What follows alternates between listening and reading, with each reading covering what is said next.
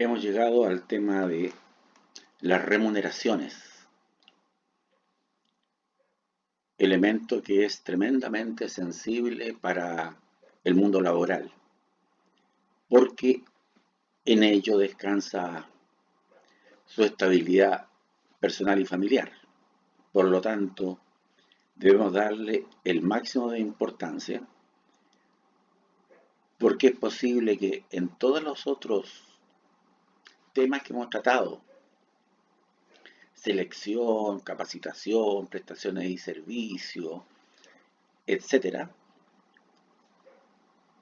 si lo estamos trabajando bien, basta con que el sistema remuneracional de la empresa no sea el correcto, tenga algún tipo de fallas importantes para que echemos a perder el clima organizacional. Va a generar un descontento tremendo.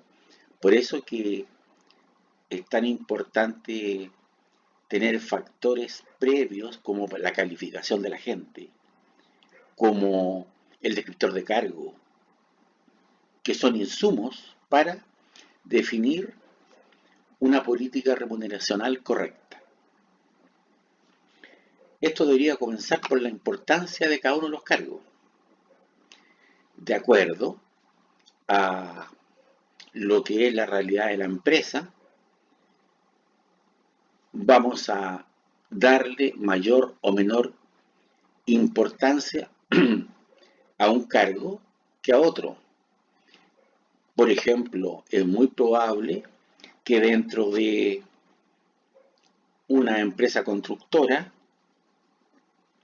la gerencia técnica, que es la fuerza productiva en una empresa constructora, tenga más peso, más importancia que las otras gerencias, a excepción de la gerencia general, por supuesto. Entonces, eso es importante que la gente lo sepa, es importante dejarlo expresado en un organigrama. Lo gráfico a veces nos ubica, y además que es importante porque en función de ese nivel de importancia que le estamos dando es la persona que después debemos colocar en ese cargo. Entonces, por un lado es importante definir el nivel de importancia del cargo, cuáles van a ser los subalternos que tiene, y por otro lado, definir qué requisitos va a tener el poder ocupar ese cargo, porque aquí debe haber una consecuencia. Por ejemplo, si tenemos un gerente técnico exclusivamente con un título profesional, va a ser complejo que él esté a cargo de profesionales residentes que tienen maestrías en gestión de proyectos, en desarrollo organizacional, en gestión de recursos humanos, etcétera. Entonces, también es importante que establezcamos, y eso va a estar indicado en el descriptor de cargo, que establezcamos los requisitos que se deben tener para ocupar ese cargo, que debe ser consecuente con el nivel de importancia. Es algo, es algo de sentido común, pero que lamentablemente de repente en muchas empresas, porque hay un empleado antiguo, porque es familiar de un dueño, no se da o se distorsiona. Y eso genera un ambiente muy negativo, que no se lo merece a la empresa. Una vez que yo le di importancia al cargo, definí los requisitos necesarios para ocuparlo, tengo que establecer un nivel de remuneraciones. Un nivel de remuneraciones que debe establecerse con una mirada interna y con una mirada externa. Con una mirada interna, porque obviamente que ese nivel de remuneraciones tiene que estar acorde al nivel de importancia del cargo. Esa es la mirada interna. Se supone que el gerente técnico va a tener un sueldo base superior al profesional residente y este va a tener un sueldo base superior al jefe de obra. Pero también una mirada externa, porque si este gerente técnico tiene un nivel remuneracional bajo en relación al mercado y es un buen elemento, logra administrar los diferentes contratos de manera eficaz, logra ser un buen líder para sus profesionales residentes. Entonces lo más probable es que otra empresa se lo lleve. Por eso que debo estar mirando la realidad interna con el objeto que este profesional residente tenga un nivel de ingresos acorde a la importancia que tiene dentro de la empresa y por otro lado la mirada externa, cosa que sea un sueldo coherente con lo que se transa en el mercado. Una vez que tengo definido eso, necesito darle una estructura interna a ese sueldo base, porque no solamente está la posesión del título, hay grados académicos, hay años de experiencia. Por lo tanto, yo necesito valorizar todos esos elementos, que además van a servir de incentivo para que la gente, los colaboradores, se propongan como meta el desarrollo profesional. Si alguien logra determinados metas personales, un supervisor sacó su título de técnico, por ejemplo, es importante que eso yo lo retribuya, que la persona siente porque al estar logrando un título profesional, cualquier persona está haciendo una inversión. Estudiar un año es una gran inversión. Piensen solamente en el costo alternativo. Por estar estudiando, yo estoy dejando de recibir tal sueldo. Es una muy buena forma de ver el costo alternativo de lo que implica estudiar. Por lo tanto, debo sopesar el nivel de inversión que se está haciendo. Bueno, aparte del tema del sueldo base, que es la parte fija de la remuneración, yo necesito definir la parte variable, definir lo que son los incentivos, porque en toda empresa va a ser atractivo un incentivo.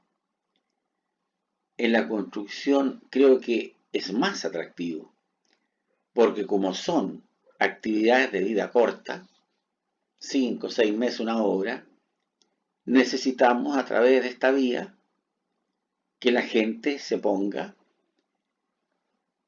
con el mayor compromiso posible, sabiendo que el trabajo se va a terminar pronto, pero igual no perder de perspectiva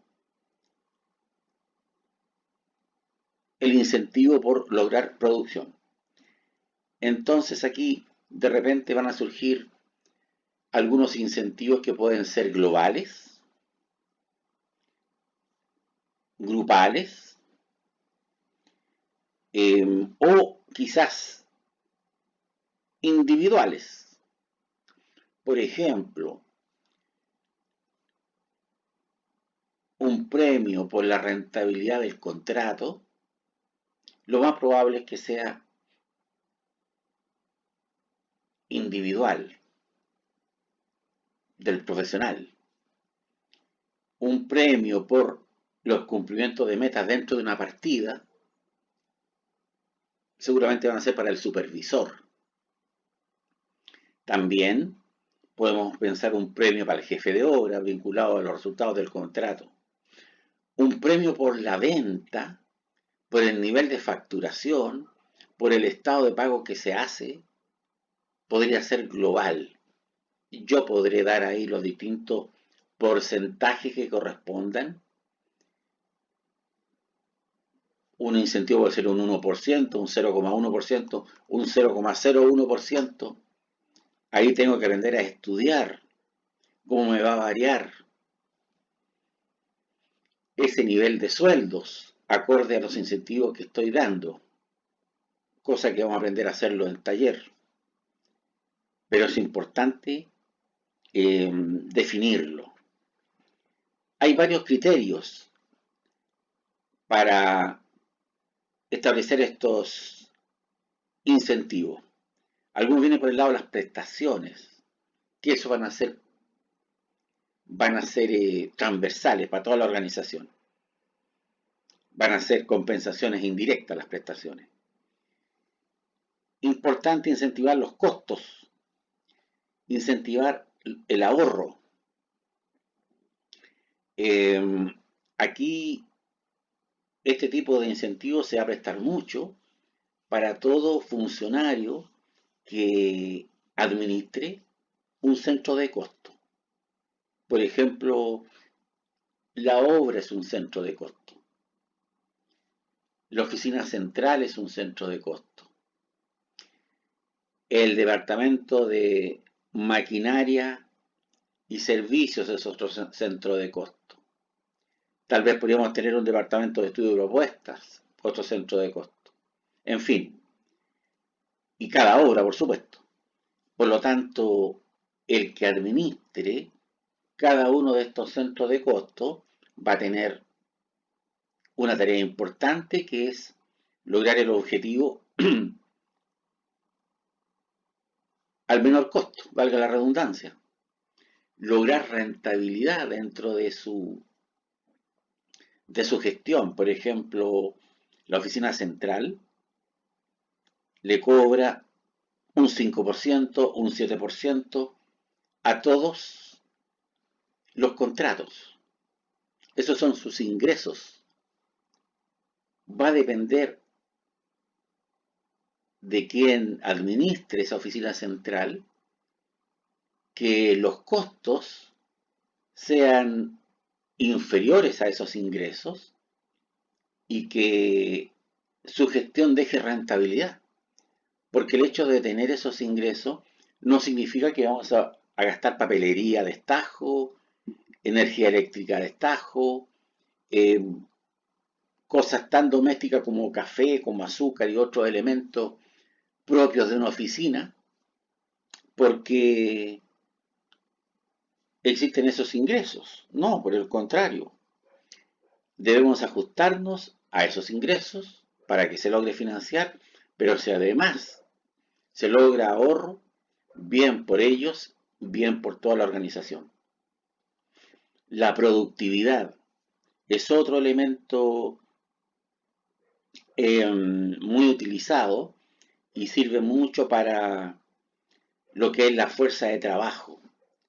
El maestro, tanto el metro cuadrado, los operadores de maquinaria, tanto el valor de metro cúbico de excavación, la hora máquina, etc.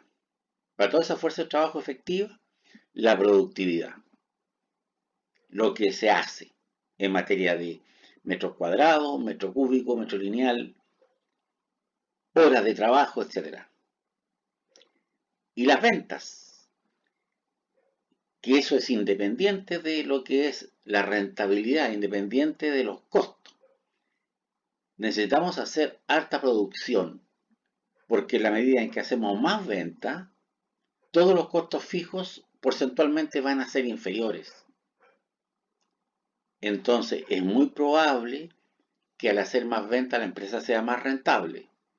Es muy probable, no necesariamente, porque a veces podemos hacer ventas a como de lugar. y se pierde el objetivo. Pero también es importante que todos sepan que lograr cumplir un estado de pago y hacer más es algo conveniente porque obviamente vamos a salir antes del plazo y eso significa ahorro de gastos generales. Entonces, siempre el nivel de productividad va a ser valioso. Bueno, de esta manera vamos a definir las remuneraciones para cada miembro de nuestro equipo. Generalmente, en torno a las remuneraciones, hay dos criterios. Pagar en base al tiempo, es decir, oye, tú ganas 500.000 pesos mensuales, punto. Es lo que ocurre en la administración pública, por ejemplo. Y hagas 10 o hagas 100, ganas igual los 500.000 pesos mensuales. Obviamente que por eso que algunos hacen 10 y no se interesan mayormente. No hay un espíritu de producción. Y lo otro es pagar en base a la producción. Con lo cual, obviamente, no podemos dejar sin sueldo a un trabajador de la construcción un día de lluvia. Entonces, tenemos que tener ambas cosas en consideración. La ventaja que da el pago en base al tiempo es que la gente sabe cuál va a ser su ingreso y se puede planificar. Y eso le da una seguridad. La desventaja es que lo que decía al comienzo, la persona va a tener el sentimiento que haga 10 o haga 100 va a ganar lo mismo. Por lo tanto, lo más probable es que tienda más a hacer 10 que a hacer 100. Salvo que exista una persona muy comprometida, con un espíritu de afiliación muy grande, que va a dar lo mejor de sí, aunque sepa que va a ganar lo mismo. Existen, pero son más bien dicho excepciones. El pago en base a la producción. La ventaja que tiene es que la persona, mientras más produce, más gana. Por lo tanto, algunos se van a transformar en una máquina productiva, lo cual es bueno para la empresa y bueno para él.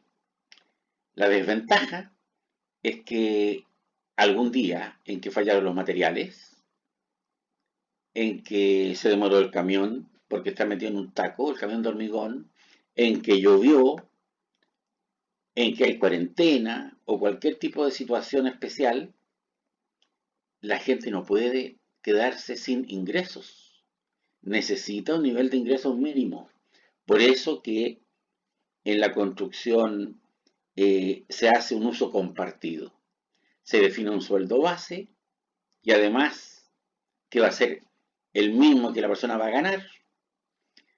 Perdón, no significa que sea el sueldo mínimo, sino que es lo que menos ganaría una persona al no haber producción, por ejemplo. El día sábado y domingo la persona gana ese base. No hay producción. Por eso que se usa este sistema compartido de una fracción que va a ser el sueldo base en base al tiempo. Trabajas 30 días, tienes ese sueldo base y aparte de eso, pago en base a la producción o incentivos que tenga el funcionario. Y todo eso va a dar pie a una estructura remuneracional donde vamos a tener 4 tópicos y eso nos va a dar el líquido a pago. Vamos a tener haberes imponibles, es decir, todo aquello que es parte del sueldo, el sueldo base, las horas extras, que se pagan un 50% más de la hora normal, la gratificación, que lo vamos a ver posteriormente en detalle, y que muchas empresas, especialmente la construcción, la hacen parte del sueldo. Bonos e incentivos de producción. Todo eso es parte del sueldo. Y se descuentan imposiciones en torno a eso. Haberes no imponibles, es decir, que no se va a descontar imposiciones. Asignación familiar. Movilización. De repente la gente me va a reclamar, jefe, para llegar a la obra aquí tengo que pagar una micro más. La gente asume que tiene que pagar de su bolsillo el bajar de un cerro al plan y volver. Pero si además de eso tiene que subir a otro cerro, me va a pedir si lo puedo financiar. Y eso va a ir en el sueldo, pero no es imponible, no se descuenta imposiciones. Colación, también. Es posible que la gente no pueda ir a su casa diariamente y yo voy a tener que darle colación en algún lugar y eso podría significar que yo pague la colación en algún lugar o podría darle un bono de colación y él que se encargue del tema, como quiera.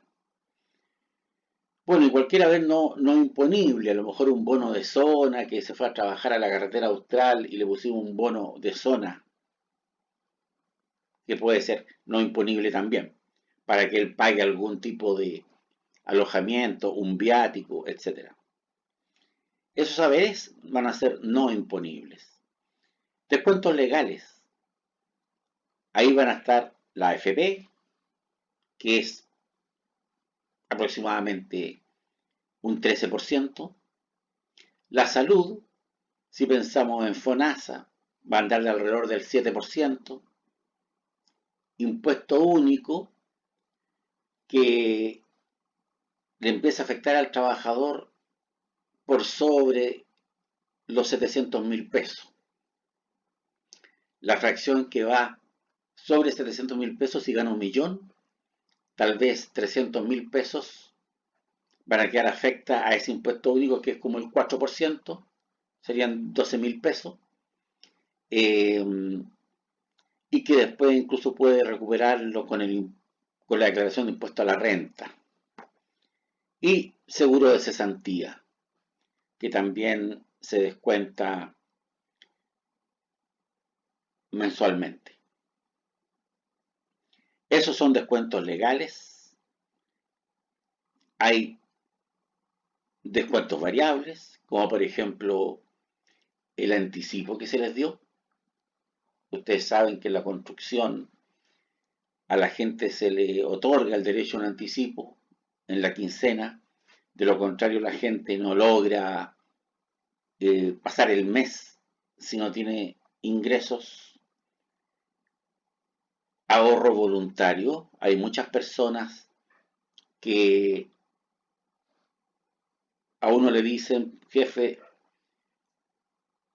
quiero que me descuente 50.000 pesos mensuales como ahorro voluntario, porque de lo contrario yo no lo voy a hacer y de esa manera me olvido de esa plata, pero sé que hay ahí un fondito que de repente me puede salvar de alguna situación. Generalmente eso ocurre bastante. Y cualquier otro descuento que pueda surgir por cualquier razón, algún descuento judicial que exista por cualquier tipo de problema personal, va a ir ahí y va a ser notificado eso a través de un tribunal. Todo eso me va a dar el líquido a pago. Aunque nosotros no nos dedicamos a hacer remuneraciones y eso lo vamos a encargar a algún administrativo de obra, algún contador que trabaje en obra o en la oficina, es importante que manejemos lo grueso de esto, porque permanentemente vamos a tener que estar estudiando incentivos, estudiando premios, pero tenemos que saber qué va a implicar, cómo va a gravitar, porque una vez que yo ofrecí un incentivo, un premio, un bono, no me puedo retractar. Entonces, primero es bueno que yo calcule qué le significa y después otorgue.